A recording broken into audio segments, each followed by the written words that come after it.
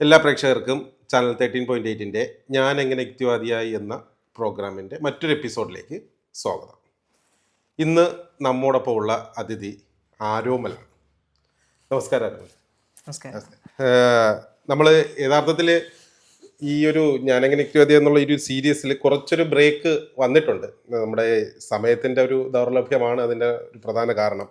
കൂടാതെ തന്നെ നമുക്കല്ലാതെ അല്ലാത്തുള്ള പ്രോഗ്രാമുകൾ, അതായത് സെമിനാറുകൾ പോലെയുള്ള പരിപാടികളൊക്കെ കൂടുതലായി വന്നതുകൊണ്ട് നമുക്ക് ഇത്തരത്തിലുള്ള സീരീസിലേക്കൊന്നും ഫോക്കസ് ചെയ്യാനുള്ള സമയം ലഭ്യത കുറവായതുകൊണ്ടാണ് ഇങ്ങനെയുള്ള ഒരു പരിപാടി കുറച്ചൊരു കാലതാമസം വന്നത്. എന്തായാലും നമുക്ക് ആരോമൽ ഒരു സ്വതന്ത്ര ചിന്തകനാണ്, സ്വതന്ത്ര ചിന്തകനായിട്ടാണ് അറിയപ്പെടാൻ ആഗ്രഹിക്കുന്നത്. അപ്പോൾ എന്താണ് ആരോമൽ സ്വതന്ത്ര ചിന്തകനായത്, ആകാനുള്ള കാരണം, ആരോമൽ സ്വതന്ത്ര ചിന്തകനാകുന്നതിന് മുമ്പ് എങ്ങനെയായിരുന്നു ആരോമലിൻ്റെ ഒരു ജീവിത പശ്ചാത്തലം, ഇതൊക്കെ നമുക്ക് ആരോമലിനോട് ചോദിച്ചറിയാം. ആരോമൽ, എങ്ങനെയാണ് നമ്മൾ ഈ ഒരു പ്രോഗ്രാമിൻ്റെ ലക്ഷ്യം എന്നുള്ളത് നമ്മൾ നേരത്തെ പണ്ട് വീഡിയോകളിലൊക്കെ പറഞ്ഞതുപോലെ തന്നെ നമ്മൾ സമൂഹത്തിൽ ഈ ഒരു സ്വതന്ത്ര ചിന്ത അല്ലെങ്കിൽ ഒരു യുക്തി ചിന്ത പടർത്തുക എന്നുള്ളത് ഒരു പൗരൻ്റെ അടിസ്ഥാനപരമായിട്ടുള്ളൊരു കടമയാണ് എന്ന് ഭരണഘടനയുടെ ആർട്ടിക്കിൾ 51 പറയുന്നുണ്ട്. അത് പ്രകാരമാണ് ഈ ഒരു പരിപാടി നമ്മൾ സംപ്രേഷണം ചെയ്ത് തുടങ്ങിയത് തന്നെ. അതായത് സയൻറ്റിഫിക് ടെമ്പർ നിലനിർത്തേണ്ട അല്ലെങ്കിൽ പ്രചരിപ്പിക്കേണ്ടത് ഓരോ പൗരൻ്റെയും ഉത്തരവാദിത്വമാണ് ആർട്ടിക്കിൾ 51 പറയുന്നുണ്ട്. സയൻറ്റിഫിക് ടെമ്പർ എന്ന് പറഞ്ഞാൽ അത് യുക്തി ചിന്തയിലും യുക്തിബോധത്തിലും അടിസ്ഥാനപരമായിട്ടുള്ളൊരു കാര്യമാണ് തന്നെയാണ് സയൻറ്റിഫിക്. അപ്പോൾ അത്തരത്തിൽ ആരോമൽ സാധാരണ രീതിയിൽ ഒരു മതകുടുംബത്തിൽ തന്നെയാണോ ജനിച്ചത്, ജീവിച്ചു വന്നത് എന്നുള്ളതാണ് ആദ്യം അറിയേണ്ടത്. എങ്ങനെയായിരുന്നു ബാല്യം? ഞാനൊരു മതപരമായിട്ട് ഉള്ളൊരു കുടുംബത്തിൽ തന്നെ ജനിച്ചത്. വളർന്നതും ഞാൻ +1 പഠിക്കണവരെയൊക്കെ എൻ്റെ അരയിലൊരു ചരടുണ്ടായിരുന്നു. ചരടും അതിനകത്തൊരു ഏലസമൊക്കെ അമ്മ ഇട്ട് തന്നിട്ടുണ്ടായിരുന്നു. അങ്ങനെ തന്നെയാണ് ഞാൻ വളർന്നതും. അവരുടെ ഒരു ശിക്ഷണത്തിൽ തന്നെയാണ് ജീവിച്ചു വന്നത്. അമ്മയും അച്ഛനും ഒക്കെ കടുത്ത വിശ്വാസിയായിരുന്നു. തീർച്ചയായും. വീട്ടിൽ ആരൊക്കെ, വേറെ ആരൊക്കെ ഉണ്ട്? അച്ഛാമ്മയും അനിയത്തിയുണ്ട്. ഈ സ്കൂൾ വിദ്യാഭ്യാസമൊക്കെ എവിടെയായിരുന്നു? SNV എന്ന് പറഞ്ഞിട്ട് പറവൂരുള്ളൊരു സ്കൂളിലായിരുന്നു. സംസ്കൃത സ്കൂളാണത്. സംസ്കൃതം സ്കൂളാണ്. ഓക്കെ. അപ്പോൾ കൂടുതൽ ദൈവിക ചിന്ത അവിടെ വെച്ച് തന്നെ തലയിൽ കയറി കാണുമല്ലോ അല്ലേ? അവര് അത്തരത്തിലുള്ള സിലബസ് അല്ലേ അതിനകത്ത് ഈ പറയുന്ന സംസ്കൃത സ്കൂൾ എന്ന് പറയുമ്പോൾ? സംസ്കൃതം സ്കൂളിൽ സംസ്കൃതത്തിൽ ആ ഭാഷ പഠിപ്പിക്കുക എന്നുള്ളതാണ് പ്രധാനമായിട്ട് ഉദ്ദേശിക്കുന്നത്. അതിനകത്ത് തന്നെ വിഷയങ്ങളിൽ കവിതകളും ബാക്കി ഒരുപാട് പരിപാടികളുണ്ട്. പൂർണ്ണമായിട്ടും ദൈവികമെന്ന് പറയാൻ പറ്റില്ല. ഈ മറ്റേ സയൻസും സാമൂഹ്യ ശാസ്ത്രങ്ങളും എല്ലാം പഠിപ്പിക്കുകയും ചെയ്യും, അതെല്ലാം ഉണ്ടാവും. പിന്നെ അത് കഴിഞ്ഞ് സ്കൂൾ തലം എപ്പോഴും മുതലാണ് ഒരു ടേണിംഗ് പോയിന്റ് അല്ലെങ്കിൽ ഒരു സ്പാർക്ക് വന്നത്? ഈ സ്കൂൾ തലത്തിൽ വെച്ചാണോ അതോ കോളേജ് തലത്തിലോ പ്രീഡിഗ്രി തലത്തിലോ ഒക്കെ എത്തിയപ്പോഴാണോ ഈ ഒരു സ്വതന്ത്ര ചിന്ത എന്ന് പറയുന്ന ഒരു മണ്ഡലത്തിലേക്ക് തിരിയാനുള്ള ഒരു പ്രധാന കാരണം? സ്വതന്ത്ര ചിന്തയിലോട്ട് വരുന്നത് ഞാൻ ഡിഗ്രി ഫസ്റ്റ് ഇയർ ഒക്കെ പഠിക്കണ ഒരു ടൈമിലാണ്. Degree first year. Okay. Degree ഏതാ സബ്ജക്ട് എടുത്തത്? ഫിസിക്സ്. ഓക്കെ. എന്താണ് അങ്ങനെ ഒരു സ്പാർക്ക് ഉണ്ടാവാനുള്ളൊരു കാരണം? ഒരു ചിന്ത എന്നുള്ള രീതിയിൽ ഏറ്റവും ആദ്യമായിട്ട് ഈ കാര്യങ്ങൾ ആലോചിച്ചു തുടങ്ങണത് അതിന്റെ പ്രധാന കാരണം അമ്മയാണ്. അമ്മ ഒരു തികഞ്ഞ വിശ്വാസിയാണ്. പക്ഷെ അമ്മ എപ്പോഴും ഒരു കാര്യം നമ്മുടെ അടുത്ത് പറയുമ്പോ ഇപ്പൊ ചരട് കെട്ടണം. എന്തിനാ ചരട് കെട്ടണമെന്ന് വെച്ചാൽ അത് കെട്ടണം, വേറെ ചോദ്യങ്ങളും വേറെ മറുപടികളും ഒന്നുമില്ല, അത് ചെയ്യേണ്ടതാണ്. അതേസമയം അച്ഛൻ ഇത്തിരി കൂടി സോഫ്റ്റ് ആയിട്ട് അത് പറയുന്നുള്ളൂ. അപ്പോഴും എന്താണ്, എനിക്കിത് കെട്ടാൻ താല്പര്യമില്ല, അമ്മക്കത് കെട്ടണോണ്ട് ഒരു സന്തോഷം കിട്ടണുണ്ട്, അതുകൊണ്ട് നീ അത് ചെയ്തോ എന്നേ അച്ഛനും പറയുള്ളൂ. അപ്പൊ ഞാനത് ചെയ്യുമെങ്കിലും ഇതിന്റെ എന്തിനാ അത് കെട്ടണെന്നുള്ള ആ ചോദ്യത്തിന്റെ ഉത്തരം കണ്ടുപിടിക്കേണ്ട ബാധ്യത പൂർണ്ണമായിട്ട് എനിക്ക് തന്നെ വന്നു തുടങ്ങി. അപ്പൊ ഞാനത് അതിനെപ്പറ്റി ആലോചിക്കുകയും അതിനെപ്പറ്റി ചിന്തിക്കുകയും ഞാനായിട്ട് ചെയ്തതിന്റെ ഭാഗമായിട്ടാണ് ഞാൻ ഇതിന്റെ ഉത്തരങ്ങളൊക്കെ കണ്ടെത്തണത്. അതെനിക്ക് അപ്പൊ കിട്ടിയിരുന്നില്ല എങ്കിലും ഞാൻ ആ ഒരു അസംതൃപ്തിയിലാണ് ജീവിച്ചുകൊണ്ടിരുന്നത്. നിങ്ങളൊരു തെരച്ചിലൊക്കെ അവസാനിക്കണത് ഏറെക്കുറെ ഒരു ഡിഗ്രിക്ക് എത്തുമ്പോഴാണ്. അതായത് ഈ ഒരു ചിന്ത ഡിഗ്രിക്ക് മുന്നേ തുടങ്ങി.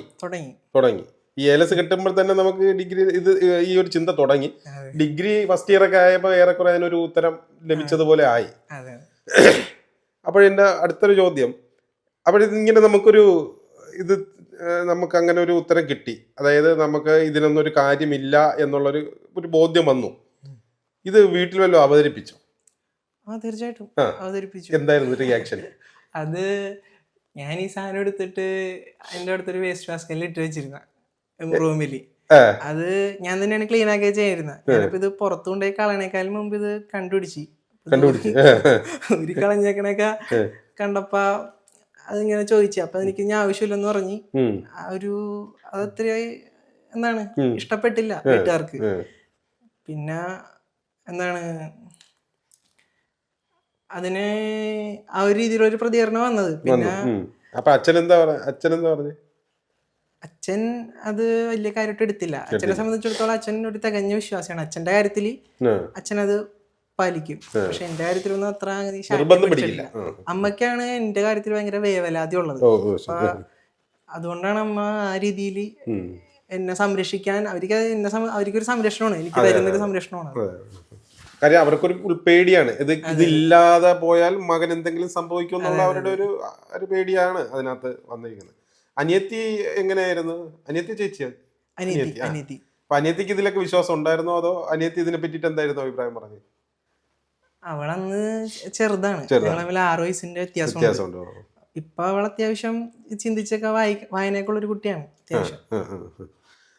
അപ്പോഴേ അത് കഴിഞ്ഞിട്ട് ഇപ്പൊ അമ്മയുടെ അപ്പൊ ഏലസ് കളഞ്ഞു, അതിന്റെ ഒരു പ്രശ്നം ഉണ്ടായി. പിന്നെ അടുത്ത് ഓരോരോ ഘട്ടങ്ങളായിട്ട് ഇപ്പം അമ്പലത്തിൽ പോകുന്നതോ പ്രാർത്ഥിക്കുന്നതോ ആയിട്ടുള്ള വിഷയങ്ങളൊക്കെ ഉണ്ടാവുമല്ലോ, അതെങ്ങനെയായിരുന്നു? അത് അമ്മയ്ക്ക് അതിപ്പോ അമ്മ അത് ഉൾക്കൊണ്ടിട്ടുണ്ട് ഏറെക്കുറെ. അത് അതിന് മുമ്പ് അരോമലപ്പഴി അതിന് മുമ്പ് അമ്പലത്തിൽ പോകുമായിരുന്നു? അമ്പലത്തിൽ പോയിരുന്നു. എന്റെ അമ്മ ഇപ്പോഴും എല്ലാ ദിവസവും അമ്പലത്തിൽ പോകും. ഞാനൊരു SSLC പഠിക്കുന്ന സമയത്തൊക്കെ അമ്പലത്തിൽ പോയിരുന്നു. എനിക്ക് മാർക്കൊക്കെ കിട്ടണമെന്ന് ഭയങ്കര ആഗ്രഹം. അതാണ് ഞാൻ ചോദിച്ചത്. ഈ ഒരു തികഞ്ഞൊരു വിശ്വാസിയായിരുന്ന സമയത്തുണ്ടായിരുന്നല്ലോ, അപ്പോഴും പോയി അമ്പലത്തിൽ പോയിട്ട് എന്തായിരിക്കും പ്രാർത്ഥിച്ചത്? ഞാൻ നല്ല ചിന്തകൾ വന്നെ, എനിക്ക് നല്ല മാർക്ക് കിട്ടിയേക്കണേ, അച്ഛനമ്മനും പ്രതീക്ഷക്കുത്ത് വരാൻ പറ്റണേ. ഞാനാണെങ്കിൽ ഓരോ പിന്നെ വിഷയത്തിന് ഫിസിക്സിന് ഇത്ര മാർക്ക് കിട്ടണം, കെമിസ്ട്രിക്ക് മാർക്ക് എത്ര കിട്ടണമെന്ന് പ്രാർത്ഥിച്ച ഒരാളാണ് ഞാൻ. അതുകൊണ്ടാണ് ഈ അടുത്ത് ചോദിച്ചത്. അങ്ങനെ ഉണ്ടായിട്ടുണ്ട്. 10ാം ക്ലാസ്സിലൊക്കെ വെച്ച് എനിക്ക് സംശയം ഉണ്ടായിരുന്നെങ്കിലും ഞാൻ ആ സംശയങ്ങളെ മനഃപൂർവ്വം കണ്ണടച്ച്. കാരണം ഇനി ഇത് കാരണം ഞാൻ എന്റെ റിസൾട്ട് അത് കാരണം ഞാൻ അതൊക്കെ അന്വേഷണം 10ൽ വെച്ച് അങ്ങോട്ട് അവസാനിപ്പിച്ചു. എന്നിട്ട് പറയണ പോലെ കാര്യങ്ങൾ ചെയ്ത് ഇത് കണ്ട് ബാക്കി നോക്കാം. ഞാനൊരു ബിരിയാണി കൊടുത്താൽ അല്ലേ, അതാണ് പ്രശ്നം. അപ്പൊ അത് കഴിഞ്ഞിട്ട് പിന്നുള്ളൊരു പ്രശ്നങ്ങൾ എന്തായിരുന്നു? നമ്മള് ഇങ്ങനെ ഒരു നിലപാട് വന്നു തുടങ്ങിയതായിട്ട് അറിയുകയും ചെയ്തു. പിന്നെ അമ്പലത്തിൽ പോകാൻ പറയും, പോകില്ല. എന്തായിരുന്നു പ്രതികരണങ്ങൾ? അതായത് ഇത് ശരിക്കും വീട്ടില് ഈ ഏലസിന്റെ കാര്യം വലിയ കാര്യമായിട്ട് അവര് എടുത്തില്ല. കാരണം അതും പൊട്ടി. ഞാനന്ന് അതിനൊരു കാര്യം പറഞ്ഞു, അത് ഇങ്ങനെ പൊട്ടിയതായിട്ട് എനിക്ക് ഇവിടെ കുത്തിയൊക്കെ ഉണ്ട്, അങ്ങനെയൊക്കെ കുറെ ഞാനൊക്കെ പറഞ്ഞ് അതങ്ങനെ ഒഴിവാക്കിയതായിരുന്നു. പക്ഷെ എനിക്കൊട്ടും ഡൈജസ്റ്റ് ആവാഞ്ഞിരുന്നൊരു കാര്യം എന്ന് വെച്ചിട്ടുണ്ടെങ്കിൽ ഇതിനുവേണ്ടി പൈസ ചെലവാക്കണ കാര്യമാണ് ആ പ്രായത്തിൽ. ഇപ്പൊ എന്റെ അമ്മയെന്ന് വെച്ചിട്ടുണ്ടെങ്കിൽ ഈ ഇതിനു വേണ്ടിയിട്ട് പൈസ ചെലവാക്കും കുറെ. ഇപ്പൊ എന്റെ ജാതകമൊക്കെ എടുത്തുകൊണ്ട് പോയിട്ട് വേറെ ആൾക്കാരെ കാണിക്കും, ശാന്തിമാരെ കാണിക്കും. എന്നിട്ട് എല്ലാ ദിവസവും മറ്റേ പൂജക്ക് കരാർ കൊടുത്തിടും, 1 മാസത്തേക്ക് ഇന്ന പൂജ. അപ്പൊ ഞാൻ നോക്കുമ്പോ ഇങ്ങനത്തെ പ്രശ്നങ്ങളൊക്കെ പൈസ വെറുതെ പൊക്കോണ്ടിരിക്കുന്നതാണ്. ഞങ്ങൾക്ക് ഭക്ഷണം വാങ്ങിക്കുകയും അല്ലെങ്കിൽ ഞങ്ങളൊരു സിനിമ കണ്ടൊക്കെ ചെയ്യാണ്ടോ അതൊന്നും ചോദിക്കാൻ ഇല്ലെന്ന് പറയും. എന്നിട്ട് ഇങ്ങനത്തെ പരിപാടിക്ക് അപ്പൊ എനിക്കത് ഭയങ്കരമായിട്ട് ഒട്ടും ഡൈജസ്റ്റ് ആയില്ല. ഇത് പാഴ്ചലാണെന്ന് എനിക്ക് തോന്നി, അത് എനിക്ക് വേണ്ടിയിട്ട് ചെയ്യണമെന്ന് തോന്നി. അപ്പൊ ഞാൻ എന്റെ ജാതകം കൊടുത്ത് കത്തിച്ചളഞ്ഞു. അതൊരു +2 ആ ഒരു ടൈമൊക്കെ ആണെന്ന് തോന്നുന്നു. ഇനിയിപ്പോ എങ്ങനെ ആരാമല്ല കല്യാണം കഴിക്കും? ജാതകം പോയല്ലോ, ഇനി കല്യാണം കഴിക്കാൻ പറ്റും. എന്നിട്ട് ഇത് കത്തിച്ചത് എങ്ങനെ അറിഞ്ഞോ? അത് അറിഞ്ഞു. അതൊരു ഈ രീതിയിൽ അമ്മ നോക്കി നിൽക്കത്തന്നെ ഞാൻ കത്തിച്ചളഞ്ഞ. അതൊന്ന് ഇത്തിരി തല്ലുകൊടുത്തു പോയി വീട്ടില്. അപ്പൊ അതിന്റെ ഭാഗമായിട്ട് ഇത് പറഞ്ഞിട്ട് അത് നമുക്ക് എന്തൊക്കെ പറഞ്ഞാലും മനസ്സിലാവണില്ല. അപ്പൊ ഞാനും ആ രീതിയിൽ അങ്ങനെ ആയിപ്പോയി. പിന്നെ ചെന്ന് സോറിയൊക്കെ പറഞ്ഞു അമ്മ ആയതുകൊണ്ട് നമുക്ക് എന്നെ ഇഷ്ടമാണെന്ന് എനിക്കറിയാം, എനിക്ക് വേണ്ടിയിട്ടാണ് ഇത് ചെയ്യണേന്നൊക്കെ ഞാനിത് മനസ്സിലാക്കി വന്നപ്പോഴും. പക്ഷെ ആ സമയത്ത് സംഭവിച്ചു പോയതാണ്. അല്ല, ഈ സംഭവം ശരിയാണ്. അമ്മയ്ക്ക് സ്വാഭാവികമായിട്ടും അമ്മയ്ക്ക് ഒരു വേവലാതിയാണ്. അവർക്ക് ആക്ച്വലി ഈ സയന്റിഫിക് ടെമ്പറിന്റെ ഒരു പ്രശ്നമാണ്. ഇപ്പൊ നമ്മൾക്കൊക്കെ ഈ ഒരു സയന്റിഫിക് ടെമ്പർ കിട്ടിയതെന്ന് പറഞ്ഞാൽ വളരെ താമസിച്ചാണ് കിട്ടിയത്. പക്ഷെ അങ്ങനെ ആ ഒരു സാഹചര്യം അവർക്കൊന്നും ഉണ്ടായിട്ടില്ല. ഇനി അവർക്കൊന്നും ഉണ്ടാകുകയില്ല. അവർക്ക് അങ്ങനെ ഒരു കിട്ടിയാൽ അവർ മാറാനുള്ള സാധ്യതയും വളരെ കുറവായിരിക്കും. പിന്നെ അതുമായിട്ട് പൊരുത്തപ്പെട്ട് പോവുക എന്നുള്ളത് മാത്രമേ നമ്മളെ കൊണ്ട്. പിന്നെ എപ്പോഴും നമ്മളൊരു സ്റ്റാൻഡ്, ഒരു നിലപാടെടുത്തു കഴിഞ്ഞാൽ പിന്നെ അവർ നമ്മളെ അത്ര ഉപദ്രവിക്കാൻ വരില്ല എന്നുള്ളതാണ്. അങ്ങനെ അപ്പോഴത് ഓക്കെ. അപ്പോൾ അങ്ങനെ വന്നു ഈ ഡിഗ്രി ഈ കാര്യങ്ങളൊക്കെ ആയി. അപ്പോൾ ആരോമലിന് കൂട്ടുകാരൊക്കെ ഉണ്ടായിരിക്കുമല്ലോ. ഈ കൂട്ടുകാർ ഈ പറഞ്ഞതുപോലെ ദൈവവിശ്വാസികളൊക്കെ ആയിരിക്കൂലേ? അവരോട് ഈ കേസ് പറഞ്ഞപ്പം അവർക്ക് എന്തെങ്കിലും പ്രശ്നങ്ങളോ കാര്യങ്ങളോ അല്ലെങ്കിൽ അവരുമായിട്ടുള്ള തർക്കങ്ങളോ കാര്യങ്ങളോ എന്തെങ്കിലും ഉണ്ടായിട്ടുണ്ടോ? ഇല്ല, കൂട്ടുകാരി ദൈവവിശ്വാസിയായിട്ടുള്ളവരും അല്ലാത്തവരും ഒക്കെ ഉണ്ടായി. അല്ലാത്തവരുമായിട്ട് ഇങ്ങനത്തെ കാര്യങ്ങൾ ചർച്ച ചെയ്യാൻ എനിക്ക് ഭയങ്കര ഇഷ്ടമായിരുന്നു. അവര് കുറെ കാര്യങ്ങള് വേറെ കുറെ വീഡിയോസ് ഒക്കെ കാണാൻ സജസ്റ്റ് ചെയ്യും. അതുപോലെ ഇപ്പോൾ എനിക്ക് അങ്ങനെയാണ് എൻ്റെ ഒരു സയന്റിഫിക് ടെമ്പർ ശരിക്കും വളർന്നത്. ഞാൻ ഡിഗ്രിക്ക് പഠിക്കുന്ന സമയത്ത് അവിടെ നവീൻ എന്ന് പറഞ്ഞിട്ട് ഒരു ചേട്ടനുണ്ടായി. അവിടെ ഒരു ഫ്രീ തിങ്കേഴ്സ് ക്ലബ് ഉണ്ടായി. UC കോളേജിലാണ് ഞാൻ പഠിച്ചത്. അവിടെ വെച്ചിട്ട് അവിടെ നടന്നൊരു പരിപാടി ഉണ്ടായി. അതിന്റെ ഒരു വീഡിയോ എനിക്ക് അയച്ചു തന്നത് എന്റെ സീനിയറാണ് നവീൻ എന്ന് പറയുന്നത്. അത് ഞങ്ങളുടെ വീട് അടുത്തെടുത്താ, കുറച്ച് ദൂരമുള്ളൂ. പക്ഷെ ഞങ്ങൾ പരിചയപ്പെടുന്ന കോളേജിൽ ചേർന്നതിന് ശേഷം. അപ്പൊ അവിടെ വൈശാഖൻ തമ്മിയുടെ ഒരു വീഡിയോ ഉണ്ടായി, ആനയുടെ ചിറകുകളും ശാസ്ത്രത്തിന്റെ പ്രായോഗികം എന്ന് പറഞ്ഞിട്ട്. എനിക്ക് ശരിക്കും ഒരു സയന്റിഫിക് ടെമ്പർ എൻ്റെ ജീവിതത്തിൽ വളർന്നു വരാൻ കാരണം ആ ഒരു ടൈമിൽ ഞാൻ അത്തരത്തിലുള്ള വീഡിയോകൾ കണ്ടതാണ്. എന്താണ് ശാസ്ത്രം എന്ന് ഞാൻ BSc ഫിസിക്സ് പഠിച്ചിട്ടല്ല മനസ്സിലാക്കിയേക്കണം. ഫിസിക്സാ പഠിച്ചത്. എനിക്കത് കൂടുതൽ ശാസ്ത്രം എന്താണെന്നും അത് എന്തിനു പഠിക്കണമെന്നും മനസ്സിലായത് ഈ ഒരു അന്ന് സാറിന്റെ വീഡിയോ ഉണ്ടോ. അതാണ് ഏറ്റവും നമ്മുടെ ഒരു പാഠ്യപദ്ധതിയുടെ ഒരു പ്രശ്നം. അതാണ് നമ്മളിപ്പോൾ BSc ഫിസിക്സോ കെമിസ്ട്രി ഒക്കെ പഠിച്ചിരുന്നാൽ പോലും മിക്ക കുട്ടികൾക്ക് ആ സയന്റിഫിക് ടെമ്പർ അതിലൂടെ കിട്ടുന്നില്ല എന്നുള്ള. അപ്പോഴേ ഈ പാഠ്യപദ്ധതിയുടെ കുഴപ്പമോ പഠിപ്പിക്കുന്നതിന്റെ കുഴപ്പമോ നമ്മൾ ഉൾക്കൊള്ളുന്നതിന്റെ കുഴപ്പമോ എന്താണെന്ന് അറിയില്ല. നേരെ മറിച്ച് വൈശാഖൻ തമ്പി ഒരു സയന്റിഫിക് ആയിട്ടുള്ള ഓരോ വീഡിയോകൾ പറയുമ്പോൾ നമുക്കത് വളരെ സിമ്പിളായിട്ട് മനസ്സിലാകുകയും അല്ലേ, നമുക്ക് എല്ലാ കാര്യങ്ങളും അറിയാൻ പറ്റും. അത് എന്തായിരിക്കും? അത് അങ്ങനെ ഒരു എന്താണ് നമ്മളെ ഈ പാഠ്യപദ്ധതിയിൽ പ്രശ്നമുണ്ടോ? ആ പഠിപ്പിക്കുന്നതിൽ പ്രശ്നമുണ്ടോ? പഠിപ്പിക്കുന്നതിൽ പ്രശ്നമുണ്ട് ഞാൻ മനസ്സിലാക്കിയെടുത്തോളം. കാരണം അത് ഒന്നാമത്തെ കാര്യം മാർക്ക് ഓറിയന്റഡ് ആണ്.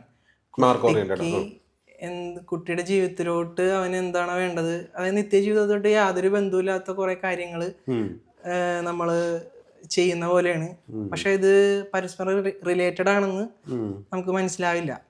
നമ്മള് ഇത് വേറെ സാധനം, ഇത് വേറെ സാധനം, രണ്ടും തമ്മിൽ കലർത്താനായിട്ട് അത് അധ്യാപകരും അതിനൊന്നും മുതിരുന്നില്ല എന്നുള്ളതാണ് അല്ലേ. ആ ഒരു നിത്യജീവിതത്തിലോട്ട് ഈ ഉള്ള എക്സ്പീരിയൻസ് മറ്റു കാര്യങ്ങളൊക്കെ എങ്ങനെ നമ്മളെ നിത്യജീവിതത്തിൽ അപ്ലൈ ചെയ്യാന്നുള്ളതൊന്നും അവരും അധ്യാപകരും പറയുന്നില്ല. ചെയ്യുന്നവരുണ്ട്, അല്ല വളരെ ചുരുക്കമല്ലേ. എന്റെ വിദ്യാഭ്യാസ കാലഘട്ടത്തിലൊന്നും അങ്ങനെയൊന്നും കിട്ടിയിട്ടില്ല. എന്റെ വിദ്യാഭ്യാസ കാലഘട്ടത്തിൽ അങ്ങനെ കുറച്ചുപേര് കിട്ടിയതാണ് എനിക്ക് ചിന്തിക്കാൻ പറ്റിയത്. ഞാൻ 10ാം ക്ലാസ്സിലും 8ലും 9ലൊക്കെ പഠിക്കുമ്പോൾ ഒരു ഫിസിക്സ് സാറുണ്ടായി ഇതുപോലെ SNVയില്. എന്നെ ഭയങ്കരമായിട്ട് ഇൻസ്പയർ ചെയ്തിട്ടുണ്ട് ആലോചിക്കാനായിട്ട്.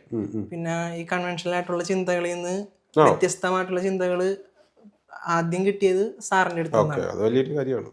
അപ്പോ അത് ഭയങ്കരമായിട്ട് ഹെൽപ്പ് ചെയ്തിട്ടുണ്ട്. ഞാൻ സാറിന്റെ അടുത്ത് നേരിട്ട് പറഞ്ഞിട്ടുണ്ട്. നല്ല രീതിയിൽ വിരളമായിരിക്കും അങ്ങനത്തെ അധ്യാപകർ. അല്ല, സയൻസ് പഠിപ്പിക്കുന്ന അധ്യാപകർ തന്നെ രാവിലെ കുളിച്ച് കുറിയും തൊട്ട് കോവിലും പോയിട്ടൊക്കെ ആയിരിക്കുമല്ലോ, സാധാരണ പള്ളിയിൽ പോയിട്ടൊക്കെ ആയിരിക്കുമല്ലോ വരുന്നത്. ഓക്കെ. അപ്പോഴേ ഈ എങ്ങനെയാണ് കൂട്ടുകാർ, അതായത് കൂട്ടുകാരുടെ ഒരു പ്രതികരണം എങ്ങനെയായിരുന്നു? വിശ്വാസികളായ കൂട്ടുകാരുടെ പ്രതികരണം? അങ്ങനെ തർക്കങ്ങളോ ഇതൊന്നും അങ്ങനെ കൂട്ടുകാരുടെ ഇടയിൽ ഇതൊന്നും ഒരു വിഷയമായിരുന്നില്ല ശരിക്കും ആ ഒരു സമയത്തൊക്കെ. അന്ന് അമ്പലത്തിൽ പോകണമെങ്കിലും എന്താണ് മറ്റേ പായസമൊക്കെ കളിക്കാൻ പോകുന്ന സമയത്ത് ഞങ്ങളുടെ ഒരു അമ്പലപ്പാടം ഉണ്ടോ, അവിടെയാണ് കളിക്കണം. ഇതിന്റെ പായസമൊക്കെ തിന്നുമ്പോ അതൊക്കെ പോയി കുടിക്കും. അതിലൊന്നും പ്രശ്നമൊന്നുമില്ലായിരുന്നു. അതായത് അങ്ങനെ പറയുന്നില്ല ആ ടൈമിൽ ഓപ്പൺ ആയിട്ട്. അങ്ങനെ ഒരു ഡിഫറൻസ് ഒന്നും വന്നില്ല. ഈ സ്വാഭാവികമായിട്ടും നമ്മൾക്ക് ഇങ്ങനെ ഒരു നിലപാടൊക്കെ വരുമ്പോഴേ ബന്ധുക്കള് ഈ എന്തെങ്കിലും അതിനകത്തൊരു ഇടപെടൽ നടത്തിയ കാര്യങ്ങൾ അങ്ങനെ വല്ലതും ചെയ്തിട്ടോ? ബന്ധുക്കളുടെ ഭാഗത്ത് നിന്ന് എന്തെങ്കിലും പ്രശ്നങ്ങളോ കാര്യങ്ങളോ നേരിട്ടിട്ടുണ്ടോ? ബന്ധുക്കള്, എൻ്റെ അച്ഛൻ മരിക്കുന്നത് ഞാൻ +2 പഠിക്കുമ്പോഴാണ്. ആ ടൈമിൽ എനിക്ക് ഒരു ഫൈനാൻഷ്യൽ ഫ്രീഡം ആയിട്ടില്ല. ആ സമയത്ത് ഞാൻ എന്താണ് ഇങ്ങനെ ചിന്തിച്ചു തുടങ്ങി. എനിക്ക് തന്നെ അങ്ങനെ വിശ്വാസമൊക്കെ എൻ്റെ കാര്യത്തിലില്ല ആ ടൈമിൽ. പക്ഷേ അന്ന് മറ്റേ കർമ്മങ്ങളും ബാക്കി കാര്യങ്ങളും ഒക്കെ ചെയ്യിക്കാനായിട്ട് ഞാൻ അവരുടെ അടുത്ത് പറഞ്ഞു, കുറച്ചു പേരുടെ അടുത്ത് എനിക്കിതിന് താല്പര്യമില്ല, എന്നാലും അത് ചെയ്യണമെന്ന് പറഞ്ഞിട്ട് അന്ന് ചെയ്യിപ്പിച്ചു. അപ്പൊ അത് ഒരു പ്രഷറിങ് ആയിട്ട് എനിക്കന്ന് തോന്നി. പിന്നെ അത് ഞാനും വലിയ കാര്യമായിട്ട് എടുത്തില്ല, കാരണം അമ്മയും ബാക്കി എല്ലാവരും അതാണ് ആഗ്രഹിക്കുന്നത്. അത് ചെയ്തു. പിന്നീട് ഇപ്പൊ ഫൈനാൻഷ്യൽ ഫ്രീഡം ഒക്കെ എത്തിയപ്പോൾ എനിക്ക് അതിൽ നിന്നൊക്കെ ഒരുപാട് മാറി നിൽക്കാൻ പറ്റുന്നുണ്ട്. ഇപ്പൊ ബലിയിടാൻ അങ്ങനത്തെ പരിപാടികൾക്കൊക്കെ ഞാനത് ചെയ്ത് അവസാനിപ്പിച്ചു അന്ന്. അതിനുശേഷം അതിന്റെ ഒരു തുടർച്ച ഇപ്പൊ ചെയ്യാനായിട്ട് എനിക്ക് അതിന്റെ ഒരു എന്തിനാണ് ചെയ്യുന്നു എന്നുള്ളൊരു കാര്യം കിട്ടിയിട്ടില്ല ഇതുവരെ. അതുകൊണ്ട് എനിക്കത് കൺവിൻസ് ആവാത്ത കാര്യം എനിക്ക് ചെയ്യാൻ ബുദ്ധിമുട്ടുള്ളതെന്ന് പറഞ്ഞ അമ്മ അത് അക്സെപ്റ്റ് ചെയ്തു. അതാണ് ഞാൻ അടുത്ത് ചോദിക്കാൻ വന്നത്. ഇപ്പൊ അമ്മ എന്താണ് അമ്മയുടെ നിലപാട്, എങ്ങനെയാണ്? എന്റെ കാര്യത്തിൽ അമ്മക്ക് ഒരു തീരുമാനമുണ്ട്. അതായത് അമ്മ അതിപ്പോ അക്സെപ്റ്റ് ചെയ്യാനുണ്ട്. ഞാൻ അമ്മയായിട്ട് സംസാരിക്കുമ്പോൾ കുറച്ചേരം സംസാരിച്ച തല്ലുപിടിക്കുക, അത് ഈ കാര്യമല്ലേ, എല്ലാ കാര്യം അങ്ങനെയാണ്. എന്നാലും ഇപ്പൊ അത് കുറച്ചൊക്കെ അമ്മയെ മനസ്സിലാക്കാൻ ശ്രമിക്കുന്നുണ്ട്. അതെനിക്കും ഭയങ്കര ആശ്വാസമാണ് ഇപ്പൊ.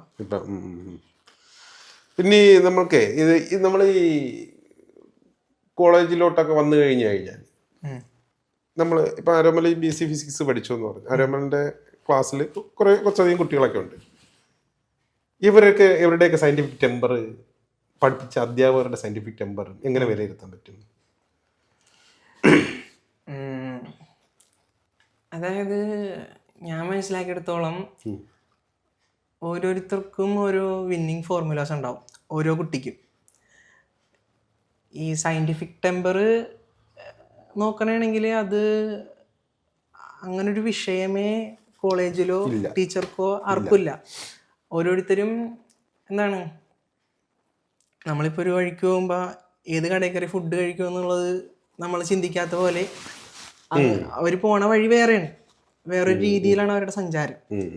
ഇന്ന സ്ഥലത്ത് അഡ്മിഷൻ കിട്ടണം, ഇന്ന സ്ഥലത്ത് പോകണം, ഇന്ന സ്ഥലത്ത് പഠിക്കണം, ഇന്ന ജോലി ചെയ്യണം, ഈ ഒരു രീതിയാണ്. അല്ലാണ്ട് ശാസ്ത്രബോധം എന്ന് പറയുന്ന ഒരു സാധനമൊന്നും ആരും അങ്ങനെ അതിനെപ്പറ്റി പറയണതായിട്ടോ ചിന്തിക്കുന്നതായിട്ടോ പോലും എനിക്ക് തോന്നിയിട്ടില്ല. ഞാനിത് പ്രത്യേകം ചോദിക്കാൻ കാരണം എന്ന് പറഞ്ഞാൽ BC ഫിസിക്സ് പോലുള്ള അങ്ങനെയുള്ള കാറ്റഗറിയിലുള്ള ആൾക്കാർ പഠിപ്പിക്കുന്നതും കൊണ്ടാണ് ഈ ഒരു ചോദ്യം ചോദിച്ചത്.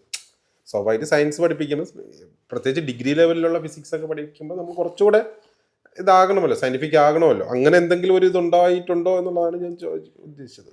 ചെറിയ എനിക്ക് നല്ല അധ്യാപകരൊക്കെ ഉണ്ടായിട്ടുണ്ട്. ഇപ്പോൾ ഞങ്ങളുടെ കോളേജിൽ തന്നെയുള്ള 2-3 അധ്യാപകരായിട്ട് മണിക്കൂറുകളോളമൊക്കെ എനിക്ക് ഇരുന്ന് സംസാരിക്കാനായിട്ടുള്ളൊരു സ്പേസ് കിട്ടിയിരുന്നു. അധ്യാപകരുമായിട്ട് നീണ്ട ചർച്ചകൾ ഈ ദൈവത്തെ പറ്റിയാണെങ്കിലും സാമൂഹ്യ വ്യവസ്ഥനെ പറ്റിയിട്ടാണെങ്കിലും. UC കോളേജിൽ അങ്ങനത്തെ കുറച്ച് ഫിസിക്സ് ഡിപ്പാർട്ട്മെന്റ് അത്യാവശ്യം ക്വാളിറ്റി ഉള്ള സാർമാരുണ്ട്. അതിന് ഒരു സ്പേസും കുട്ടികൾക്ക് കൊടുക്കും. അപ്പം ഞങ്ങളൊരു ഫ്രീ തിങ്കേഴ്സ് എന്ന് പറഞ്ഞൊരു ക്ലബ് ഉണ്ടായി അവിടെ. ഞാൻ നവീൻ ചേട്ടൻ തുടങ്ങിയത്. അത് ഞങ്ങളുടെ ഫിസിക്സ് സാറായിരുന്നു അതിൻ്റെ ഞങ്ങൾക്ക് ഹെൽപ്പൊക്കെ ചെയ്ത് തന്നിരുന്നത്. അപ്പോൾ സാർമാര് ഹെൽപ്പിംഗ് ആയിട്ടുള്ളവരുണ്ട്. പക്ഷേ ഒരു ക്ലാസ്സിലിരിക്കുമ്പോൾ നമുക്കൊരു ശാസ്ത്ര വിദ്യാർത്ഥികൾ അല്ലെങ്കിൽ ശാസ്ത്രത്തിൻ്റെ ഒരു അവബോധമുള്ള ആൾക്കാരുടെ അടുത്ത് അല്ല ഇരിക്കണമെന്ന് തന്നെ തോന്നും. അത് ഒരു നിരാശയായിരുന്നു പഠിച്ചിരുന്ന സമയത്ത്. ഞാൻ അടുത്ത ചോദ്യം ഇപ്പൊ വൈശാഖൻ തമ്പി മൈത്രേൻ വന്നിട്ടുണ്ട് നിങ്ങളുടെ ഫ്രീ തിങ്കേഴ്സ് ക്ലബിൽ. ഞാനത് ഷൂട്ട് ചെയ്തിട്ടൊക്കെ ഉണ്ട്. അതുകൊണ്ട് ഞാൻ ചോദിച്ചാൽ അപ്പോൾ ഈ മൈത്രേനൊക്കെ വരികയോ അല്ലെങ്കിൽ വൈശാഖൻ തമ്പിയൊക്കെ വരുമ്പോൾ ഈ സ്പീച്ച് കേട്ടിട്ട് ഈ സഹപാഠികൾക്ക് എന്തെങ്കിലും ഒരു മാറ്റങ്ങളോ കാര്യങ്ങളോ ഫീൽ ചെയ്തതായിട്ടോ അല്ലെങ്കിൽ അതിനെ എതിർത്ത് സംസാരിച്ചതായിട്ടോ അങ്ങനെ എന്തെങ്കിലും ഉണ്ടാകും? ഇപ്പോൾ ഈ ഫ്രീ തിങ്കേഴ്സ് ക്ലബ് കൊണ്ട് എന്തെങ്കിലും ഒരു പ്രയോജനം ആ UC കോളേജിൽ ഉണ്ടായിട്ടുണ്ടോ? അങ്ങനെ ചോദിച്ചാൽ ഒരു ഫ്രീ തിങ്കേഴ്സ് ക്ലബ്ബ് കൊണ്ട് അവിടെ ഉണ്ടാക്കണം ഞാൻ നേരിട്ട് കണ്ടിട്ടുള്ളൊരു സാധനം, ചർച്ചകൾ കുറേ വന്നിട്ടുണ്ട്. ഇപ്പോൾ ക്ലബ്ബിൽ തന്നെ വ്യത്യസ്ത അഭിപ്രായമുള്ളവരെല്ലാവരും ഉണ്ടായിരുന്നു. ഫ്രീ തിങ്കേഴ്സ് മാത്രമുള്ളൊരു ക്ലബ്ബല്ല അത്. അതിനകത്ത് എല്ലാ വിധത്തിലുള്ള ആൾക്കാരും കൂടിയ ഒരു ക്ലബ്ബായിരുന്നു. അപ്പോൾ ഒരു ചർച്ച വരുമ്പോൾ അതിനകത്ത് അഭിപ്രായം പറയാനും അതിനകത്ത് കാര്യങ്ങൾ പറയാനും കുറച്ചധികം വ്യത്യസ്ത വോയിസ് വരും. അതിൽ നിന്ന് എനിക്കൊരുപാട് മാറ്റം സംഭവിച്ചിട്ടുണ്ട്. മറ്റുള്ളവരെ അത് എന്തോരം അഫക്റ്റ് ചെയ്യുന്നുണ്ടെന്ന് എനിക്കറിയില്ല. ഇപ്പം ഞാൻ അതിക്ക് മുമ്പ് നിസ്സാരമായിട്ട് കണ്ടിരുന്ന കുറേ കാര്യങ്ങളുണ്ടായി. ഉദാഹരണത്തിന് ഇപ്പം എനിക്ക് ഇപ്പം ഈ ചരട് കെട്ടണ വിശ്വാസം എന്നെ സംബന്ധിച്ചിടത്തോളം ഒരു ചെറിയൊരു കാര്യമാണ്. ഇപ്പം അത് എന്തുകൊണ്ട് അങ്ങനെ ചെയ്യുന്നു എന്ന് എനിക്ക് മനസ്സിലാവും. പക്ഷേ അതുപോലെ തന്നെ ഇപ്പം ഇസ്ലാം, ഞാൻ അന്ന് കരുതിയിരുന്നത് ഇതിനകത്തെ പൊട്ടത്തരങ്ങളൊക്കെ എല്ലാവർക്കും മനസ്സിലാവും, അല്ലെങ്കിൽ ഇപ്പം അങ്ങനെയുള്ള കാര്യങ്ങൾ ഉണ്ടായി. പക്ഷെ വേറെ ഒരുപാട് പേരോട് സംസാരിക്കാനുള്ള അവസരം എനിക്ക് കിട്ടിയപ്പോൾ ഓരോരുത്തരും അത് എങ്ങനെയാണ് എടുക്കുന്നത്, ഓരോരുത്തരും അതിനെ ഏത് രീതിയിലാണ് പ്രതികരിക്കുന്നത് എന്നൊക്കെ എനിക്ക് അവിടെ നിന്നാണ് പഠിക്കാൻ പറ്റിയത്. അപ്പം അത് എന്നെ ഒരു യുക്തിവാദി അല്ലാതാക്കി, ഒരു യുക്തി കൊണ്ടു നടക്കുന്ന ഒരാളാക്കി മാറ്റി. വാദം ഞാൻ അവിടെ വെച്ച് ഉപേക്ഷിച്ചു. അല്ല, യുക്തിവാദി എന്ന് ഉദ്ദേശിക്കുമ്പോഴേ യുക്തിയോടുകൂടി സംസാരിക്കുന്ന ആള് എന്നുള്ള രീതിയിൽ തന്നെയാണ് യുക്തിവാദി. അല്ലാതെ നമ്മളിപ്പം റോഡേ പോണ രണ്ടുപേരെ വിളിച്ചു നിർത്തിയിട്ട് വാ ഞാൻ നിന്നെ ഒന്ന് വാദിക്കട്ടെ എന്നുള്ളതല്ലേ സാധാരണ. അങ്ങനെ യുക്തിവാദം എന്ന് പറയുന്നത് അങ്ങനെയല്ല. യുക്തിക്ക് വേണ്ടിയിട്ട് വാദിക്കുക എന്ന് പറഞ്ഞാൽ യുക്തിയോടുകൂടി സംസാരിക്കുക എന്നുള്ള ഒരു അർത്ഥം മാത്രം അതിന് ഞാൻ അങ്ങനെയാണ് കാണിക്കുന്നത്. പിന്നെ ഒരു കാര്യം എന്ന് പറഞ്ഞാൽ നമ്മളെ കൂടെ ഒരാളൊരു പൊട്ടത്തരം പറഞ്ഞു കഴിഞ്ഞാൽ കൃത്യമായിട്ട് അതിനെ ബാധിക്കും. അല്ല, അത് കേട്ടോണ്ട് നമുക്ക് ഒരിക്കലും പോകാൻ പറ്റില്ല. ഒരു അശാസ്ത്രീയമായിട്ടുള്ളൊരു കാര്യം പറഞ്ഞാൽ അത് നമ്മൾ അതിനെ നമ്മൾ വാദിക്കുക എന്നുള്ളതാണ്. അത് അങ്ങനെയല്ല, അത് ഇങ്ങനെയാണ് എന്നുള്ളത് നമ്മൾ വാദിക്കും. അത് വാദം എന്ന് പറഞ്ഞാൽ ചർച്ച, അങ്ങനെ ഉദ്ദേശിക്കുക എന്നുള്ളതാണ്. ഇനി അടുത്ത് നമുക്ക് തിരിച്ചു വന്നു കഴിഞ്ഞാൽ ഒരു വിശ്വാസിയായിരുന്ന ആരോമല് പതിയെ പതിയെ വിശ്വാസമൊക്കെ പോയി ഒരു സ്വതന്ത്ര ചിന്തകനായി യുക്തിചിന്തയിലൊക്കെ അധിഷ്ഠിതമായിട്ട് പോയി തുടങ്ങിയപ്പോൾ ആരോമലിനുണ്ടായ നേട്ടങ്ങൾ എന്തൊക്കെ, കോട്ടങ്ങൾ എന്തൊക്കെ? ഈ ഒരു വിശ്വാസം ഉപേക്ഷിച്ചത് കൊണ്ടുണ്ടായ നേട്ടങ്ങൾ, കോട്ടങ്ങൾ.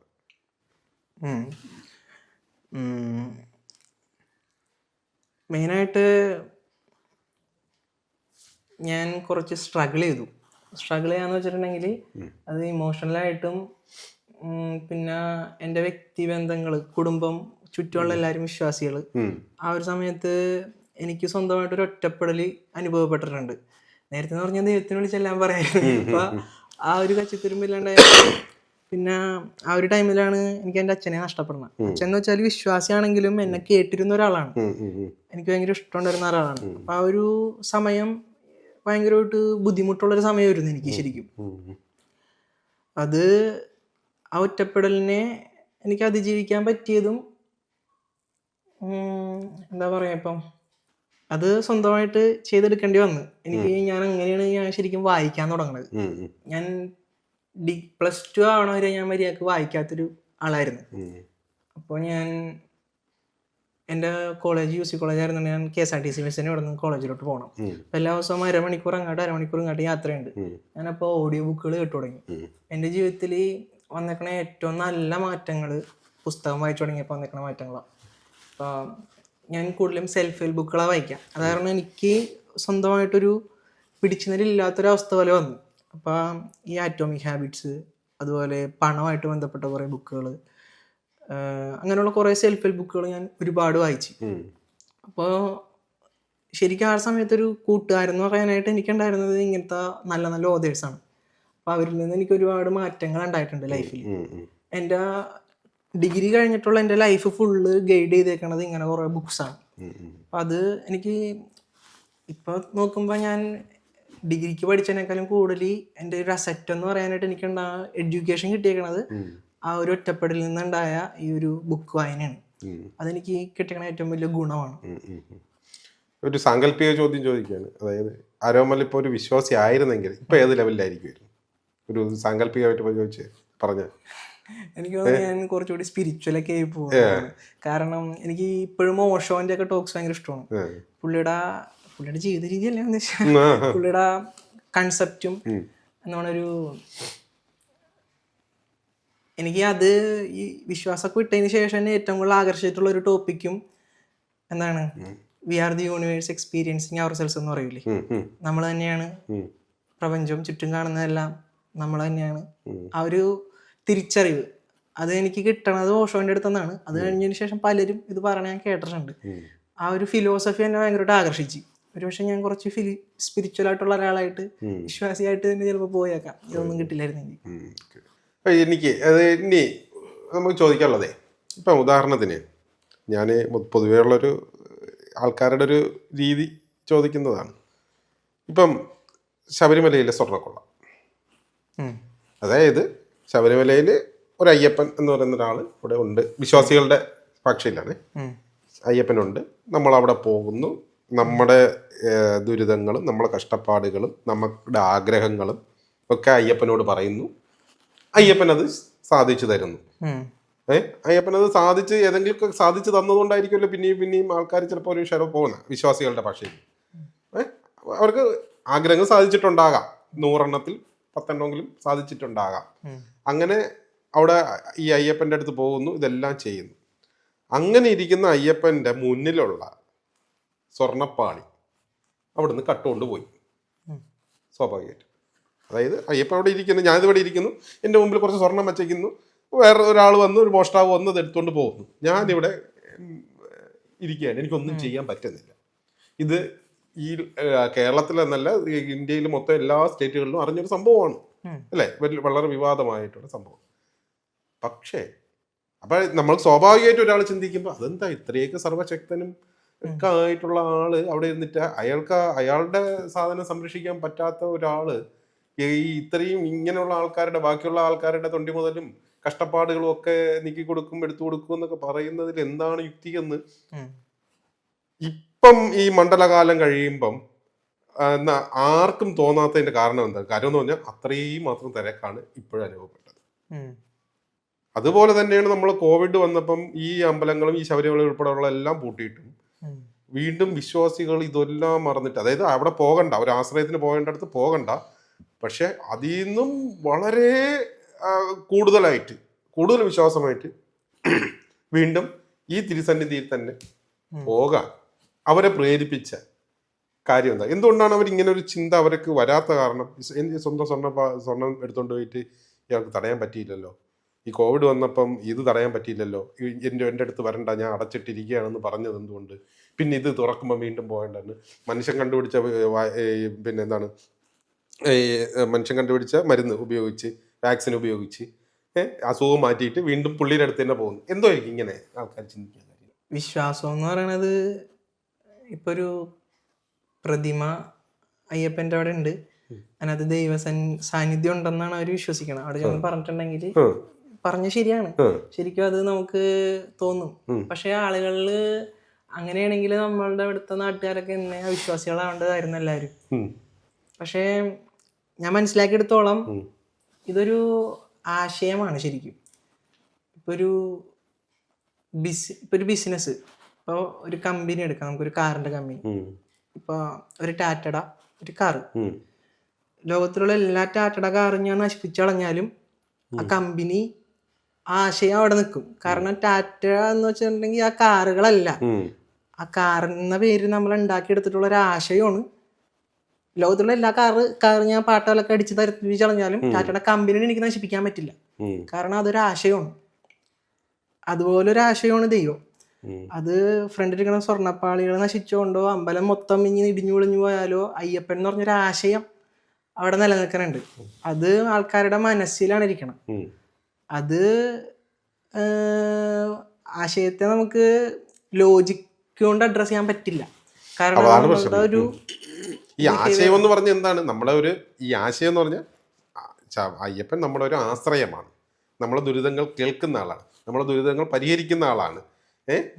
ഇങ്ങനെ എന്താണ് ഒരു ആശയം എന്ന് പറയുന്നത്? ഈ ആശയത്തിന് ഘടകവിരുദ്ധമായിട്ടാണ് ബാക്കി എല്ലാ കാര്യങ്ങളും സംഭവിച്ചുകൊണ്ടിരിക്കുന്നത്. എന്നാലും ആശയം അവിടെ നിലനിൽക്കുന്നു എന്നുള്ളതാണ്. അതാണ് നമുക്ക് എന്തുകൊണ്ട്. പക്ഷെ കുറച്ചു പേരെങ്കിലും മാറി ചിന്തിക്കുന്നുണ്ട്. എനിക്കറിയാം, കുറച്ചു പേര് നമുക്ക് നേരിട്ട് പറഞ്ഞിട്ടുള്ളവരുണ്ട്. പക്ഷെ ബഹുഭൂരിപക്ഷം ആൾക്കാരും അതൊരു കൾട്ടായിട്ട് ഇങ്ങനെ ആ ഒരു വിശ്വാസം. അതായത് ഇപ്പൊ എൻ്റെ ഓഫീസിൽ തന്നെ ഒരുപാട് സ്റ്റാഫുകൾ ഇങ്ങനെ പോകുന്നുണ്ട്. അപ്പം ഞാൻ അവരോടൊക്കെ ചോദിച്ചു, എന്താ ഇങ്ങനെ? അതെന്ന് പറഞ്ഞാൽ അവരുടെ ഡ്യൂട്ടി. ഈ ഡിസംബർ ആകുമ്പം കുളിക്കണം, മാല ഇടണം, അവിടെ പോകണം. അത് എല്ലാ ഡിസംബറിലും ചെയ്യേണ്ട കാര്യമാണ്. രാവിലെ 10 മണിക്ക് ഓഫീസിൽ വന്ന് അറ്റൻഡൻസിൽ ഒപ്പിടും പോലെ ഒരു ഡ്യൂട്ടിയാണ് ഡിസംബർ ആകുമ്പോൾ അവിടെ പോവുക എന്നുള്ളത്. അത് വേറെ അവിടെ ഇനിയിപ്പോൾ നാളെ അയ്യപ്പനോടെ ഇല്ല, ആരും ഇല്ലെങ്കിലും അവിടെ പോകും. ഈ അയ്യപ്പൻ ഇനി ഫേക്കാണെന്ന് തന്ത്രി പറഞ്ഞാൽ പോലും ഇവരവിടെ പോകും. തന്ത്രി വേണമെങ്കിൽ അടിച്ചു കൊല്ലും. അങ്ങനത്തെ ഒരു സംഭവമാണ് ഈ സംഭവം. നമുക്കിനി അവസാനമായിട്ട് നമുക്ക് പ്രോഗ്രാം നമുക്ക് വൈൻഡപ്പ് ചെയ്യാം. വൈൻഡപ്പ് ചെയ്യുന്നതിന് മുമ്പ് ഈ നമ്മൾ ഇപ്പം ഈ സോഷ്യൽ മീഡിയയുടെ വരവോടുകൂടി നമ്മളെ ഈ ഒരു സ്വതന്ത്ര ചിന്തയ്ക്ക് ഉണ്ടായ നേട്ടങ്ങളും കോട്ടങ്ങളും പറയാൻ പറ്റും. അതായത് പണ്ടൊക്കെ ഒരു യുക്തിവാദ പ്രവർത്തനം എന്ന് പറഞ്ഞു കഴിഞ്ഞാൽ വളരെ ദുഷ്കരമാണ്. കാര്യം ഒരു കുറച്ച് ആൾക്കാരില്ല. ഇപ്പം നമ്മളിപ്പോൾ ഒരു പ്രോഗ്രാം നടത്തിയാൽ ചിലപ്പം 50 പേര് അവിടെ ഉണ്ടെങ്കിലും 10,000 പേര് പുറത്ത് പ്രോഗ്രാം കാണുകയും ചെയ്യും. അല്ലെങ്കിൽ ഒരു പ്രോഗ്രാമിനെ പറ്റി നമുക്ക് അറിയിക്കാൻ ഒരുപാട് മാർഗങ്ങളാണ്. പണ്ട് ഒരു ലെറ്റർ, ഈ കാർഡ് എഴുതി അയക്കണം. 2 മാസം മുമ്പേയൊക്കെ കാർഡ് എഴുതി അയച്ചാൽ ഇത് അവിടെ കിട്ടുകയും വരാനുള്ള സൗകര്യമൊക്കെ ഉള്ളൂ. സോഷ്യൽ മീഡിയ വന്നതോടുകൂടി ഈ പറഞ്ഞ സ്വതന്ത്ര ചിന്താ പ്രവർത്തനത്തിന് കരുത്ത് വന്നിട്ടുണ്ടോ അതിനകത്ത്? അതോ ഇതേ സോഷ്യൽ മീഡിയ മറ്റുള്ളവരും മറ്റു അതിന്റെ ആൾക്കാരും ഉപയോഗിക്കുന്നുണ്ട്? ഇതെങ്ങനെയാണ് കമ്പയർ ചെയ്യാൻ പറ്റുന്നത്? സോഷ്യൽ മീഡിയ അത് വ്യക്തിപരമായിട്ട് ഓരോരുത്തർക്കും വ്യത്യസ്ത അനുഭവങ്ങളായിരിക്കും. ഇപ്പൊ എൻ്റെ സോഷ്യൽ മീഡിയ എടുത്ത് നോക്കുമ്പോൾ കാണുന്ന സാധനങ്ങളല്ലായിരിക്കും ചേട്ടൻ്റെ അടുത്ത് നോക്കുമ്പോൾ കാണാം. നമ്മൾ എന്തിനോട് താല്പര്യം കാണിക്കുന്നതനുസരിച്ച് അത് മാറും. അപ്പോൾ നമ്മുടെ നാട്ടിൽ ഭൂരിഭാഗം വിശ്വാസികളാണ്. വിശ്വാസത്തിലുള്ള ആൾക്കാർക്കായിരിക്കും കൂടുതലും അതിൻ്റെ. ഇപ്പം എൻ്റെ അമ്മയുടെ മൊബൈലൊക്കെ എടുത്ത് നോക്കുകയാണെങ്കിൽ അതിനകത്ത് മറ്റേ സ്വാമിമാരുടെ പ്രസംഗമൊക്കെയാണ് ഫുൾ ടൈം തന്നെ. എന്നിട്ട് എന്നെ വന്ന് കേൾപ്പിക്കൊടക്ക്, നീ ഇത് മൊത്തം കേൾക്കണം എനിക്ക് വെച്ച് തരും. അപ്പോൾ അതുപോലെ തന്നെ എനിക്കും നേരത്തെ എന്ന് വെച്ചാൽ ഒരൊറ്റപ്പെടലുണ്ടായെന്ന് ഞാൻ പറഞ്ഞു. എന്നെപ്പോലത്തെ ഒരുപാട് പേര് വിശ്വാസം ഇല്ലാതെയും ജീവിച്ച് സന്തോഷമായിട്ട് ജീവിക്കാനുണ്ടെന്ന് എനിക്ക് അറിയാൻ പറ്റിയത് അങ്ങനെയുള്ളവരുടെ കൂട്ടായ്മകളുണ്ടെന്ന് അറിഞ്ഞതൊക്കെ സോഷ്യൽ മീഡിയ കൂടിയാണ്. അപ്പം അതൊരു വലിയ പ്രചോദനവും ഒരു ഊർജ്ജവുമായിരുന്നു എന്നെ സംബന്ധിച്ചിടത്തോളം. കാരണം സമാന മനസ്ഥിതിയുള്ള ഒരുപാട് പേരും പ്രശ്നങ്ങളിലാണ് ജീവിക്കുന്നു എന്ന് എനിക്ക് മനസ്സിലായി. ഒരു പേടിയിൽ നിന്ന് എനിക്ക് പുറത്തോട്ട് വരാനായിട്ട് അത് ഭയങ്കരമായിട്ട് ഹെൽപ്പ് ചെയ്തിട്ടുണ്ട്. ഒരുപാട് പേരുടെ ഇതുപോലെ തുറന്നു പറച്ചിലുകൾ സഹായിച്ചിട്ടുണ്ട്. അതായത് എനിക്കൊരു അതിനകത്തൊരു പോയിട്ട് കൂട്ടിച്ചേർക്കാനുള്ളത്, പണ്ട് ഇപ്പം ഞാൻ 2010 ഇവിടെ വരുമ്പോഴേ യൂട്യൂബ് എടുത്ത് വെച്ചിട്ട് ഞാനൊരു മലയാളത്തിലെ ഒരു പ്രസംഗം, ഒരു നിരീശ്വരവാദ പ്രസംഗം അല്ലെങ്കിൽ യുക്തിവാദ ഒരു പ്രസംഗം കേൾക്കാൻ വേണ്ടി ഭയങ്കരമായിട്ട് ഞാൻ കൊതിച്ചിട്ടുണ്ട്. അന്ന് ഞാൻ ഈ യൂട്യൂബിൽ ആരോ പിടിച്ചിട്ട് ഈ ജബ്ബാർ മാഷിൻ്റെ ഒരു വീഡിയോ ആണ് ഞാൻ കണ്ടത്. പക്ഷേ അത് നമുക്ക് കേൾക്കാനൊന്നും പറ്റുന്നില്ല. ഓഡിയോ ക്വാളിറ്റിയോ വീഡിയോ ക്വാളിറ്റിയോ ഒന്നുമില്ല. യൂട്യൂബിൽ നിന്ന് അപ്പോഴും വന്നിട്ടില്ല. 2015 അത് ഇത്രയും പ്രചാരമായത് ഇവിടെയൊക്കെ ജിയോ വന്നതോടുകൂടി. പക്ഷേ അന്ന് പറഞ്ഞ അന്ന് നമുക്ക് യുക്തിരേഖ എന്ന് പറയുന്നൊരു മാസികയൊക്കെ വരുമ്പോഴാണ് അതിൽ നമ്മൾ ഇതൊക്കെ ഇങ്ങനെയുള്ള ഈ പറയുന്ന കാര്യങ്ങളൊക്കെ നമ്മൾ അറിയണം. ഇങ്ങനെയുള്ള മതവിരുദ്ധമായിട്ടുള്ള കാര്യങ്ങളും ദൈവനിഷേധമായിട്ടുള്ള കാര്യങ്ങളൊക്കെ നമുക്ക് പക്ഷേ അറിയണത്. അപ്പോൾ നമുക്ക് ഈ സ്വാഭാവികമായിട്ടും അറിവ് ലഭിക്കേണ്ട ഒരു സാധ്യത ഇപ്പോൾ കുറവായിരുന്നു. ഇപ്പം നമ്മൾ സോഷ്യൽ മീഡിയ വന്നതോടുകൂടി, ഇപ്പം അതായത് ChatGPT അല്ലെങ്കിൽ ജെമിനിയോ വന്നതോടുകൂടി എന്തിനെ കുറിച്ചും നമുക്കൊരു സംശയം ഉണ്ടെങ്കിൽ അറിയാൻ പറ്റും. എന്തിനെ കുറിച്ചൊരു ടോക്ക് വേണം എന്ന് വെച്ചാൽ വൈശാഖ തമ്പിയുടെ വീഡിയോസ് എടുത്തു കഴിഞ്ഞാലും ആരുടെ വീഡിയോസ് എടുത്തു കഴിഞ്ഞാലും നമുക്ക് ഒരുപാട് ഇൻഫർമേഷൻസ് ഇങ്ങനെ വന്നുകൊണ്ടിരിക്കുന്നു. ഇത് ഈ സ്വതന്ത്ര ചിന്ത അല്ലെങ്കിൽ യുക്തിവാദ പ്രവർത്തനത്തിന് ഒരു മുതൽക്കൂട്ടല്ലേ? കാര്യം അങ്ങനെ നമ്മൾക്ക് അറിവ് കിട്ടിയാലല്ലേ നമുക്ക് മാറാൻ പറ്റത്തുള്ളൂ. ശരിയാണ് അല്ലേ? ആ എക്സ്പോഷർ ഉണ്ടെങ്കിൽ മാറാൻ പറ്റും. അപ്പം നമ്മൾ ഈ പറഞ്ഞതുപോലെ ഇപ്പം നേരത്തെ ആരോമൽ പറഞ്ഞതുപോലെ എൻ്റെ ഫേസ്ബുക്ക് എടുത്തു കഴിഞ്ഞാൽ ഞാൻ ആഗ്രഹിക്കുന്ന ആശയങ്ങളായിരിക്കും വരുന്നത്. അതുപോലെ തന്നെ ഞാനൊരു 10 സ്ക്രോൾ ചെയ്യുമ്പം ഒരെണ്ണം മറ്റതും വരും. കാര്യം എൻ്റെ ഫ്രണ്ട്സ് ലിസ്റ്റിലുള്ള ആരെങ്കിലും ഒരാളും വിശ്വാസിയായിരിക്കും. ആ വിശ്വാസപരമായിട്ടുള്ള കാര്യം അയാൾ ലൈക്ക് ചെയ്തിട്ടുണ്ടോ കമന്റ് ചെയ്തിട്ടുണ്ടെങ്കിലും എൻ്റെ ഫീഡിൽ അത് കാണിക്കാനുള്ള സാധ്യതയുണ്ട്. ഇതേപോലെ ആയിരിക്കുമല്ലോ തിരിച്ചും. നമ്മളും ഇങ്ങനെ ചെയ്തു കഴിഞ്ഞാൽ നമ്മുടെ ഫീഡിലുള്ളത് അവരുടെ ഫീഡിൽ കാണിക്കാനുള്ള സാധ്യതയുണ്ട്. അതേപോലെ തന്നെ ഗ്രൂപ്പുകളും, നമ്മൾ പൊതുവായിട്ടുള്ള ഒരു ഫാമിലി ഗ്രൂപ്പ് ആണെങ്കിൽ അവിടെ വിശ്വാസികളും ഉണ്ടാവും അവിശ്വാസികളും ഉണ്ടാവും. അവിശ്വാസിയായി ഞാൻ ഫാമിലി ഗ്രൂപ്പിൽ എൻ്റെ ആശയത്തിലുള്ള സാധനം എടുത്തിടും. ചില വീഡിയോ ആണെന്നില്ല, ഒരു തീമായിരിക്കും, ട്രോളായിരിക്കും. ഇപ്പൊ ഒരു സ്റ്റാറ്റസ്, എന്റെ സ്റ്റാറ്റസ് കാണുന്നത് വിശ്വാസികളും കാണും. ഞാൻ പറഞ്ഞ ഇതേപോലെ നമുക്ക് ഇങ്ങനെ ഈ ഒരു സോഷ്യൽ മീഡിയ, അതായത് എൻ്റെ ഒരു അനുഭവം തന്നെ നമ്മൾ 2010 വന്നതിന് ശേഷം ഇപ്പോഴൊക്കെ നോക്കുമ്പോൾ ഒരുപാട് ആൾക്കാർ ഇതിലേക്ക് മാറിയിട്ടുണ്ട്. അതെന്താന്ന് പറഞ്ഞാൽ അത്രയും ഇൻഫർമേഷൻ അവിടെ പാസ് ചെയ്ത് പോയെന്നുള്ളതാണ്. അപ്പോൾ അത് ഞാനൊക്കെ നമ്മൾ ഡെലിബറേറ്റ്ലി ഇടുന്ന കാര്യം. ഒരാൾ എപ്പോഴെങ്കിലും നമ്മളിത് ഇപ്പം നേരത്തെ അമ്മയുടെ കേസ് പറഞ്ഞതുപോലെ ഇതൊന്നും അമ്മയുടെ തെറ്റേ അല്ല. മകനോടുള്ള ആത്മാർത്ഥമായിട്ടുള്ള ഒരു സ്നേഹം കൊണ്ട് മകനൊന്നും സംഭവിക്കരുത് എന്നുള്ളത് കൊണ്ടാണ് ഈ അലസിനൊക്കെ നമ്മൾ പറയുന്നത്. പക്ഷെ അത് അമ്മയ്ക്ക് അത്രയും അറിയാൻ പറ്റിയില്ല, ആ കാലഘട്ടത്തിൽ പറ്റിയില്ല. കാരണം ഇന്നത്തെ ഈ ഒരു കാലഘട്ടത്തിലാണെങ്കിൽ കുറച്ചുകൂടെ നമുക്ക്, ഇന്നാണ് ആ അമ്മ ജീവിച്ചിരുന്നുണ്ടെങ്കിൽ, ഇപ്പോഴാണ് ജനിച്ചിരുന്നുണ്ടെങ്കിൽ അമ്മയ്ക്ക് കുറച്ചുകൂടി അറിവ് കിട്ടിയായിരുന്നു. അല്ലെ? വിശ്വാസം അല്ല, ഞാൻ പറഞ്ഞ സാധ്യത കൂടുതലാണ്. പണ്ടത്തിൽ നിന്ന് സാധ്യത കൂടുതലാണ്. സാധ്യത നമുക്ക് കൂടുതലാണ്. എപ്പോഴാണ് നമുക്കൊരു സ്പാർക്ക് ഉണ്ടാവുമെന്നും പറയാൻ പറ്റില്ല എന്നുള്ളത്. അതാണ് ശരിയാണ്. ഇപ്പൊ വന്നേക്കുന്ന ഒരു വലിയ മാറ്റം ഞാൻ കണ്ടേക്കണത്, ഇപ്പൊ ഞാനാണെങ്കിലും ഒരാളോട് എന്തെങ്കിലും പറയുമ്പോ നീ അത് ചെയ്യണം, ഇപ്പൊ അങ്ങനെയല്ല പറയണം, എന്തുകൊണ്ടത് ചെയ്യണം എന്നുള്ളത് വിശദീകരിക്കാൻ പറ്റണം. ആ ഒരു ലോജിക്ക് നമ്മുടെ തലക്ക് ശരിക്കും ആവശ്യമാണ്. അതങ്ങനെ ആലോചിച്ചു തുടങ്ങുകയാണെങ്കിൽ നമുക്ക് പിന്നെ എന്താണ് മറ്റേതിൽ ഒരിക്കലും സാറ്റിസ്ഫൈഡ് ആവാൻ പറ്റില്ല. ഇപ്പൊ നമുക്ക് അവസാനത്തെ ഒരു ചോദ്യത്തിലേക്ക് കിടക്കാം. ഇങ്ങനെ ഒരുപാട് പേര് ഇങ്ങനെ ഒരു കയ്യാലപ്പുറത്തുള്ള തേങ്ങ പോലെ അങ്ങോട്ടും ഇങ്ങോട്ടും ഇങ്ങനെയൊക്കെ നിൽക്കുന്നവരുണ്ട്. അപ്പൊ ഈ പുതുതായിട്ട് വന്ന ചെറുപ്പക്കാർ, അതായത് ആരോപണ പ്രായമൊക്കെ ഉള്ളവരോടെ ഇങ്ങനെ ഈ സ്വന്തം ചിന്തയിലേക്ക് വരാൻ നിൽക്കുന്നവരും അല്ലെങ്കിൽ വിശ്വാസികളായിട്ടുള്ളവർക്ക് കൂടി ആരോപണലിന് കൊടുക്കാനുള്ളൊരു സന്ദേശം എന്താണ്? എന്നെ സംബന്ധിച്ചിടത്തോളം വിശ്വാസം ഒരിക്കലും ഒരു തെറ്റായിട്ടുള്ള കാര്യമല്ല, ഞാൻ മനസ്സിലാക്കിയെടുത്തോളം. രണ്ടാമത്തെ കാര്യം, ശാസ്ത്രീയമായിട്ട് നമുക്കൊരിക്കലും ദൈവം ഇല്ല എന്നോ ഉണ്ടോന്നോ തെളിയിക്കാൻ പറ്റില്ല. ഞാൻ ദൈവത്തെ പൂർണ്ണമായിട്ട് ഉപേക്ഷിക്കുക എന്നുള്ളൊരു സിറ്റുവേഷൻ വന്നത് ഞാൻ മനുഷ്യരെ പറ്റി പഠിച്ചു തുടങ്ങിയപ്പോഴാണ്. അതായത് മനുഷ്യൻ്റെ ചിന്തകൾ, ഇപ്പോൾ പ്രധാനമായിട്ടും സാപ്പിയൻസ് പോലുള്ള പുസ്തകങ്ങൾ അതിന് ഒരുപാട് ഹെൽപ്പ് ചെയ്തിട്ടുണ്ട്. മനുഷ്യൻ എന്തുകൊണ്ട് ഇങ്ങനെ ചിന്തിക്കുന്നു, ഒരു കുരങ്ങിനോ ഒരു പട്ടിക്കോ ഒരു പൂച്ചക്കോ ഇല്ലാത്ത ദൈവം മനുഷ്യൻ എന്തുകൊണ്ട് സങ്കല്പിച്ചെടുത്തു, മനുഷ്യന് അതിനെങ്ങനെയുള്ള സാധ്യതകൾ കിട്ടി, ഇങ്ങനത്തെ ചോദ്യങ്ങൾ. അതായത് ദൈവം എന്ന് പറയുന്നത് നമ്മുടെ യൂണിവേഴ്സിൻ്റെ പുറത്ത് ഇതിനെ കൺട്രോൾ ചെയ്യാനായിട്ടൊരു പാവക്കളിക്കാരൻ കൂട്ടിരിക്കുന്ന ഒരാളല്ല. പകരം നമ്മുടെ മനുഷ്യൻ്റെ മനസ്സിൻ്റെ ഉള്ളിൽ നമ്മൾ ഉണ്ടാക്കിയെടുത്തൊരു ആശയമാണ്. ആ ആശയം എങ്ങനെ വന്നു മനുഷ്യനെ പറ്റി പഠിച്ചാൽ, നമ്മളെ പറ്റി പഠിച്ചാലേ നമുക്ക് മനസ്സിലാവുള്ളൂ. അപ്പോൾ അത്തരത്തിലുള്ള ആശയങ്ങൾ ആ രീതിയിൽ മനുഷ്യൻ്റെ ഒരു പരിണാമവും അതിൻ്റെ ചരിത്രവും പഠിച്ചത് വഴിയാണ് എനിക്ക് ഒരു ഉത്തരത്തിലോട്ട് എത്താൻ പറ്റിയത്. എന്താണ് ഇത് പിന്നെ നമുക്ക് ദൈവത്തിൻ്റെ പുറത്ത് ഇപ്പോൾ യുക്തിവാദം എന്ന് പറയുമ്പോൾ ഞാൻ അതിനോട് ഒരു വിമുഖത കാണിക്കണത് അതുകൊണ്ടാണ്.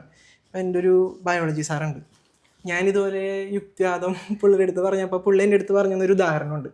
എനിക്ക് തോന്നുന്നത് ഓൾമോസ്റ്റ് എല്ലാ യുക്തിവാദികളെ കേട്ടാൽ നന്നായിരിക്കും, അതുകൊണ്ട് ഞാൻ വേണമെങ്കിൽ ഇവിടെ പറയാതെ. അതായത് എൻ്റെ അടുത്ത് ചോദിച്ചൊരു ചോദ്യം ഇതാണ് പുള്ളി.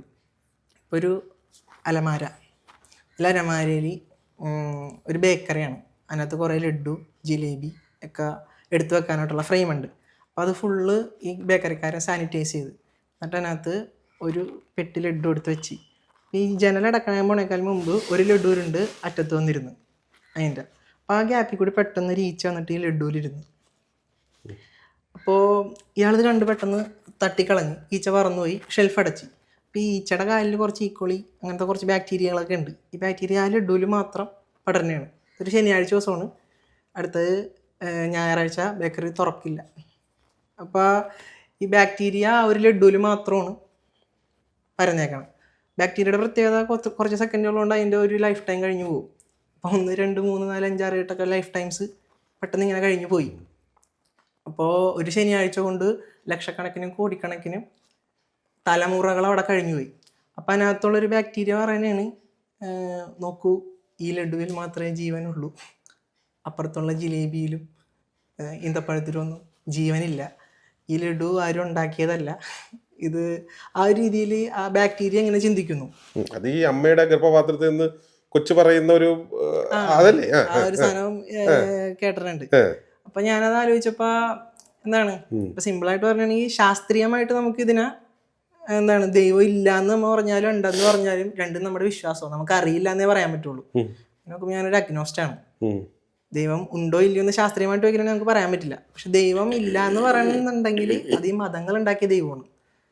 മതങ്ങൾ ഉണ്ടാക്കിയ, അത് ഹിന്ദു ആണെങ്കിലും മുസ്ലിം ആണെങ്കിലും ക്രിസ്ത്യൻ ആണെങ്കിലും മതങ്ങൾ ഉണ്ടാക്കിയെടുത്ത ദൈവസങ്കല്പങ്ങൾ വിഡ്ഢിത്തരമാണ്. നമുക്ക് പറയാൻ പറ്റണമെങ്കിൽ മനുഷ്യന് എങ്ങനെ വന്നു, മനുഷ്യന്റെ ചരിത്രവും മനുഷ്യന്റെ പരിണാമവും മനുഷ്യന്റെ ചരിത്രവും പഠിക്കണം. അതാണ് അതിന് എന്നെ ഹെൽപ്പ് ചെയ്തിട്ടുള്ള സാപ്പിയൻസും അതുപോലുള്ള കുറച്ച് പുസ്തകങ്ങളൊക്കെയാണ്. അപ്പോൾ നമ്മൾ അതായത് വളർന്നു വരുന്ന ഒരു തലമുറയിലൂടെ ആരോമലിന് കൊടുക്കാൻ ഉള്ള ഉപദേശം എന്താണ്? സയന്റിഫിക് ടെമ്പറിലൂടെ ഉരുത്തിരിഞ്ഞ് വരേണ്ടതിൻ്റെ ഒരു ആവശ്യകത ഇല്ലേ എന്നുള്ളതാണ്.